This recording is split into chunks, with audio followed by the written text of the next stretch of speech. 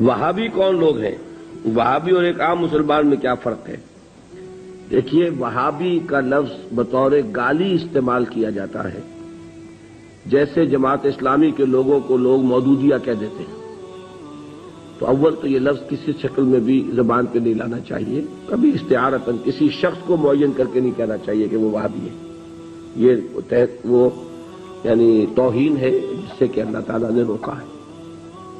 لیکن وہ کون لوگ ہیں جنہیں وہابی کہا جاتا ہے؟ نجد میں آج سے تقریباً 250 سال پہلے ایک شخصیت پیدا ہوئی، محمد ابن عبد الوہاب۔ انہوں نے دین کی خدمت کی، دین کی اصلاح کا کام کیا، جو بھی مسلمانوں میں غلط چیزیں رائج تھیں، مشرکانہ اعتقادات، بدعات، ان کا قلعہ کیا اور ایک تحریک شروع کی۔ اس کا پھر معاہدہ ہو گیا آل سعود کے ساتھ کہ آل سعود ایک ابھرتا ہوا قبیلہ تھا یہ، تو ان دونوں کا معاہدہ یہ ہو گیا کہ ہم مل جل کر کام کرتے ہیں، اگر حکومت کو ہم قائم کر لیں تو اس کی حکومت، اس کا انتظام جو ہے دنیاوی وہ آل سعود کے پاس رہے گا، اور اس کے دینی معاملات جو ہیں وہ آل شیخ کہلاتے ہیں، وہ اب شیخ محمد بن عبد الوہاب کے خاندان کے پاس۔ اس طرح یہ سعودی ڈائنیسٹی شروع ہوئی۔ پہلے نجد میں حکومت بنی، پھر انہوں نے حجاز کو بھی فتح کر لیا، تو حرمین شریفین بھی انہی کے زیر انتظام آ گئے۔ تو یہ جو ایک سلسلہ چلا ہے، تو اب ان میں محمد ابن عبد الوہاب رحمۃ اللہ علیہ نے جہاں بہت اچھے کام کیے، وہاں ایک پہلو ایسا بھی تھا جس پہ اختلاف پیدا ہوا۔ انہوں نے تصوف پر بڑی شدید تنقیدیں کی، اور اس میں کچھ میں سمجھتا ہوں کہ جیسا ہوتا ہے، کوئی جب بھی ریفارمر کھڑا ہوتا ہے، کوئی مصلح، تو جذبات میں آ کر بعض اوقات سخت باتیں بھی کہہ دیتا ہے۔ تو اس طرح کی کچھ باتیں بھی انہوں نے فرمائی ہیں۔ اس کا رد عمل ہندوستان میں خاص طور پر ہوا، اور انگریز نے وہاں پر جو شہیدین کی تحریک تھی، شاہ اسماعیل شہید اور سید احمد بریلوی رحمۃ اللہ علیہ، ان کی جو تحریک تھی، اس کو بدنام کرنے کے لیے یہ کہہ دیا کہ یہ انہی وہابیوں کے پیروکار ہیں، اور ہمارے ہاں بعض علماء نے پھر ان کی مخالفت اسی وجہ سے کی اور فتوے دیے ان کے خلاف۔ تو اب یہ لفظ جو ہمارے ہاں بریلوی مکتب فکر کہلاتا ہے، اس کی سب سے بڑے گالی ہے جو وہ دے دیتا ہے۔ وہ دیوبندیوں کو بھی وہابی کہہ دیں گے، وہ تو اب گالی دینے کی بات ہوئی نا، تو گالی دینی ہے تو دے دو جو چاہے۔ حالانکہ دیوبندی مکتب فکر کے علماء محمد ابن عبد الوہاب کی ہر بات کو نہیں مانتے، بلکہ وہ خود بھی تنقیدیں کرتے ہیں ان پر کہ ان معاملات میں انہوں نے حد اعتدال سے تجاوز کیا ہے۔ میں اس وقت فیصلہ نہیں کر رہا کون سی بات اور صحیح ہے یا نہیں ہے، میں صرف بات آپ کو بتا رہا ہوں کہ دیوبندی علماء کو بھی ان سے کچھ اختلافات ہیں۔ ہاں، ہمارے ہاں جو اہل حدیث حضرات ہیں وہ ان کے خیال سے کلیتاً جو ہے وہ متفق ہیں۔ اب ہمارے ہاں کیا ہوتا ہے کہ جس کو بھی بدنام کرنا ہو عوام کی نگاہوں میں، اسے کہہ دو وہابی ہے۔ اس کا ایک لطیفہ بھی بیان ہوتا ہے، جبکہ ہندو بھی تھے، اور ہمارے پاکستان میں کہتے ہیں کہ ایک جگہ پر کوئی بنیا تھا، وہ مولوی صاحب جو تھے وہ اس سے سودا لیتے رہتے تھے قرض پر۔ ایک موقع پہ آ کے بنیے نے کہہ دیا کہ مولوی صاحب اب آپ کو میں سودا مزید نہیں دوں گا، پہلا حساب چکا دیجیے۔ تو انہوں نے واعظ میں کہہ دیا کہ فلاں شخص سے شنکر لال سے اب سودا نہ لو مسلمانوں، وہ وہابی ہو گیا۔ لوگوں نے اس کا بائیکاٹ کر دیا، تو اس نے ہاتھ جوڑ دیا آ کر۔ تو وہابی اس معنی میں اب گالی کے طور پر لفظ استعمال ہو رہا ہے۔ اللہ تعالیٰ مجھے اور آپ کو اس سے بچائے۔ محمد ابن عبد الوہاب رحمۃ اللہ علیہ نے بہت کام اچھے کیے۔ اس عرب میں بھی بہت شرک ہو رہا تھا، قبر پرستی ہو رہی تھی، یہاں تک کہ جو یمن سے حاجی آتے تھے، طائف سے گزرتے ہوئے حضرت عبداللہ ابن عباس کی قبر چونکہ طائف میں ہے، پہلے اس کا طواف کرتے تھے، پھر جاتے تھے خانہ کعبہ کی طرف۔ تو انہوں نے ان تمام چیزوں کو ختم کیا ہے، اور ابھی تک تو انہی کے اثرات تھے اصل میں کہ جو سعودی عرب میں چل رہے ہیں۔ اب جو نئی نسل ابھر آئی ہے تو وہ آل شیخ کا عمل دخل جو ہے وہاں بہت کم ہو گیا ہے۔ آگے حالات کیا ہوتے ہیں تو اللہ کے علم ہے۔ بخاری شریف میں حضور پاک کا ارشاد ہے کہ اس طرح نماز پڑھو جس طرح تم مجھ کو نماز پڑھتے دیکھتے ہو۔ سوال یہ کہ حضور نے کس طرح نماز پڑھی، جبکہ بخاری شریف میں حضور نے رفع یدین کی نماز پڑھی ہے۔ بخاری شریف میں حضور نے رفع یدین کی نماز پڑھی ہے۔ دیکھیے، حضور نے مختلف طریقوں اختیار کیے مختلف اوقات میں۔ اب صحابہ کا طرز عمل یہ ہوتا تھا کہ مثلاً ایک روایت آتی ہے کہ ایک صحابی حضور سے ملنے آئے، کوئی بدوی تھے دیہات کے آدمی تھے، انہوں نے حضور کو دیکھا کہ آپ کا گریبان کھلا ہوا تھا، آپ نے بٹن لگائے ہوئے نہیں تھے. پھر انہوں نے ساری عمر اپنے گریبان کے بٹن نہیں لگائے کہ میں نے محمد کو اس طرح دیکھا ہے صلی اللہ علیہ وسلم. اب یہ ان کا جذبہ ہے، ان کی نیکی ہے، اتباع کا جذبہ ہے. یا ایک سفر میں کسی کو دیکھا، کسی نے دیکھا کہ حضور ایک درخت کے نیچے سے ہو کر گزرے، اب وہ جب بھی جاتے تھے ادھر اس کے نیچے سے ہو کر گزرتے تھے، چاہے اس کی کوئی مقصد نہیں، لیکن یہ بھی ایک اتباع کا جذبہ ہے. تو اس میں یہ ہے کہ نماز کی بعض چیزیں ایسی ہیں کہ جن میں معلوم ہوتا ہے کہ حضور کچھ اس میں رد و بدل کرتے رہے. کبھی آپ نے ہاتھ بالکل کھلے چھوڑ کر بھی نماز پڑھی ہے، کبھی آپ نے ہاتھ نیچے باندھے ہیں، کبھی اوپر باندھے ہیں. اسی طریقے سے رفع یدین کبھی ایسا بھی ہوا ہے کہ آپ نے وہ کی ہے جیسے کہ اہل حدیث حضرات کرتے ہیں، اور جیسے کہ یہ شیعہ کرتے ہیں وہ اس سے بھی زیادہ کرتے ہیں. رفع یدین اہل حدیث سے آگے ہیں، وہ بہت آگے ہیں رفع یدین کے اندر. اور ایک رائے یہ ہے کہ حضور نے آخری زمانے میں آ کر سارے رفع یدین چھوڑ دیے تھے سوائے یہی جو تکبیر تحریمہ کے وقت ہے. اب یہ روایات، اب یہ بحث ہو جائے گی علمی، کس روایت کا کیا مقام ہے، کس کی کیا حیثیت ہے. بخاری شریف میں جو روایت ہے وہ یہی ہے رفع یدین کی، جو آپ صحیح کہہ رہے ہیں.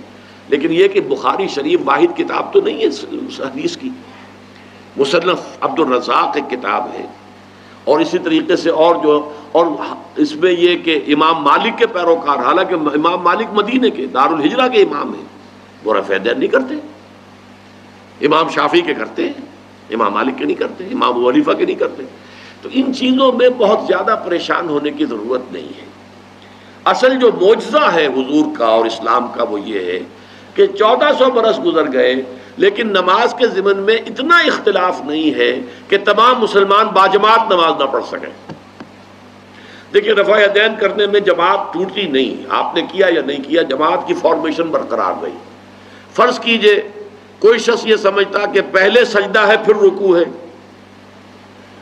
تو اب یہ دو آدمی ساتھ نماز نہیں پڑھ سکتے جن میں سے ایک کے نزدیک پہلے رکوع ہے پھر سجدہ ہے، دوسرا یہ سمجھتا ہے کہ نہیں پہلے سجدہ ہے پھر رکوع ہے. نہیں ہو سکتی، ان کی جماعت اب جمع نہیں ہو سکتی. یا کسی کا یہ خیال ہو کہ جیسے ہر رکعت میں رکوع ہے کہ سجدہ بھی ایک ہے، وہ ایک سجدہ کر کے کھڑا ہو جائے. اب ظاہر بات ہے دوسرا شخص جس کے نزدیک دو سجدے ہیں وہ ایک اور سجدہ کرے گا، فارمیشن ٹوٹ گئی، اب وہ ساتھ نماز نہیں پڑھ سکتے.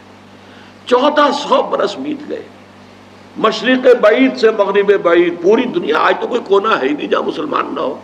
لیکن جو سالڈ مسلمان جو ہیں وہ تو آپ سمجھیے کہ انڈونیشیا سے لے کر موریتانیہ تک تو مسلمانوں کی کتنی بڑی تعداد. لیکن کہیں ایسا نہیں ہے کہ آپ کی فارمیشن ٹوٹتی ہو. کوئی ایسا مسلک نہیں ہے جس میں یہ خیال ہو کہ مغرب کی رکعت میں 2 ہیں جیسے فجر کی ہے، نہیں، وہی 3 رکعتیں ہیں. کوئی ایسا مسلک نہیں جس میں یہ معلوم ہو کہ فجر کی رکعتیں 3 ہیں 2 نہیں ہے، کوئی نہیں. عصر کی 2 ہیں یا 4 6 ہیں، کوئی نہیں. وہی رکعت کی ترتیب، پہلے کھڑے ہونا ہے پھر رکوع ہے پھر کھڑے ہونا ہے پھر سجدے میں جانا ہے پھر بیٹھنا ہے پھر سجدہ پھر کھڑے ہونا. فارمیشن نہیں ٹوٹتی، شیعہ ہو سنی ہو، اور اس میں حنفی ہوں مالکی ہوں شافعی ہوں حنبلی ہوں زیدی ہوں ظاہریہ ہوں، کوئی بھی ہو، کسے باشد تمام مسلمان مل کر جماعت سے نماز ادا کریں گے اور ان کی جماعت ٹوٹتی نہیں. یہ ہے جس کو ہمیں سمجھنا چاہیے. یہ کیوں ہے؟ صلو کما رأیتمونی اصلی، کہ حضور کی کو جس طرح دیکھا صحابہ نے نماز پڑھتے ہوئے ویسے نماز پڑھ رہے ہیں. صحابہ نے ویسے نماز پڑھی، پھر آپ کے بعد تابعین نے اسی طریقے سے نماز پڑھی، پھر اس کے بعد تبع تابعین نے پڑھی، نسل بعد نسل منتقل ہو رہا ہے. باقی تھوڑا تھوڑا اختلاف اگر ہے تو اس کے لیے زیادہ پریشان نہیں ہونا چاہیے. زندگی میں یہ پہلا رمضان ہوگا کہ تراویح میں قرآن نہیں سن سکیں گے، اس لیے کہ نہ شیخ الہند حافظ تھے، نہ مولانا مدنی حافظ تھے، اور تیسرے ان کے ساتھ ایک اور تھے، ان کا میں نام بھول رہا ہوں، وہ سرحد کے پٹھانوں میں سے تھے. کوئی حافظ نہیں تھا. اب آپ غور کیجئے، استاد اور اپنے شیخ کی اس حسرت کو دور کرنے کے لیے مولانا مدنی روزانہ ایک پارہ حفظ کرتے تھے اور رات کو تراویح میں سناتے تھے، روزانہ ایک پارہ.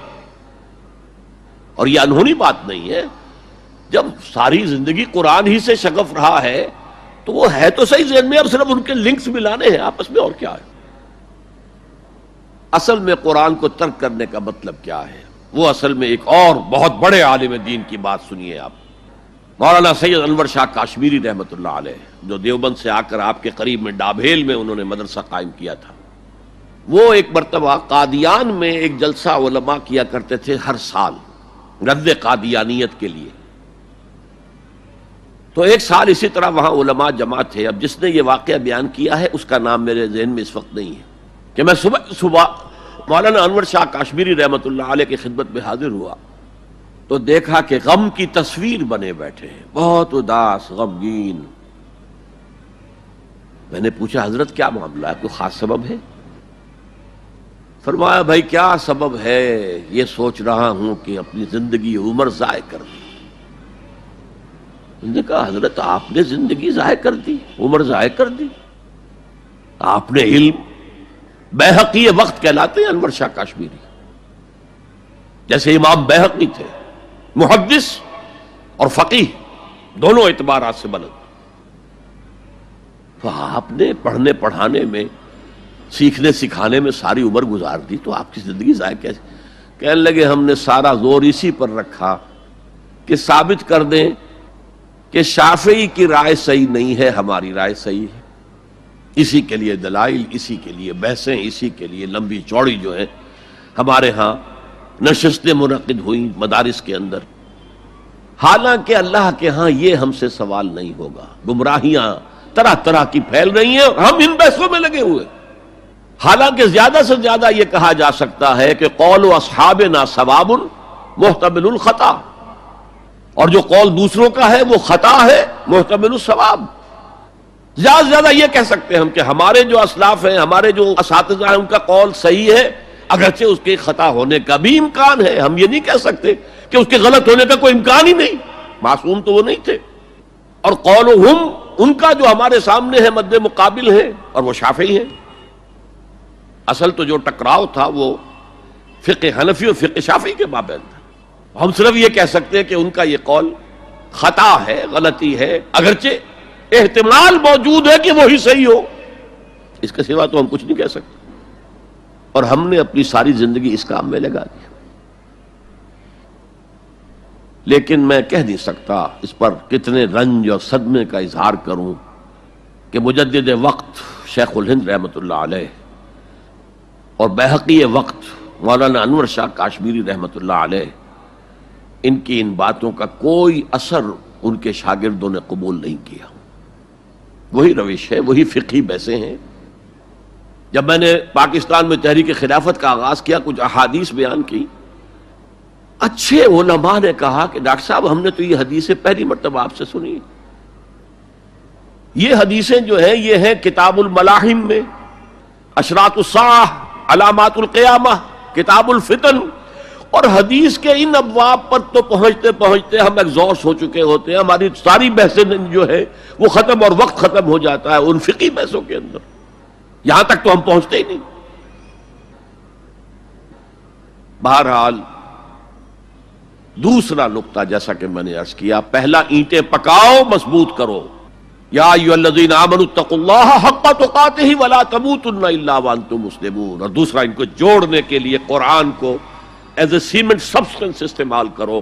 واعتصموا بحبل اللہ جميعا ولا تفرقوا واذکروا نعمت اللہ علیکم اذ کنتم اعداء فالف بین قلوبکم فاصبحتم بنعمتہ اخوانا وکنتم علی شفا حفرۃ من النار. تم تو تباہی آگ کے گڑھے کے کنارے تک پہنچ گئے تھے، گرا چاہتے تھے، فانقذکم منہا، تو اللہ نے اس سے تمہیں نکالا ہے. کذالک یبین اللہ لکم آیاتہ لعلکم تہتدون. اسی طرح اللہ تعالیٰ تمہارے لیے اپنی آیات کی تبیین کر رہا ہے، وضاحت کر رہا ہے، تاکہ تم ہدایت حاصل کر سکو.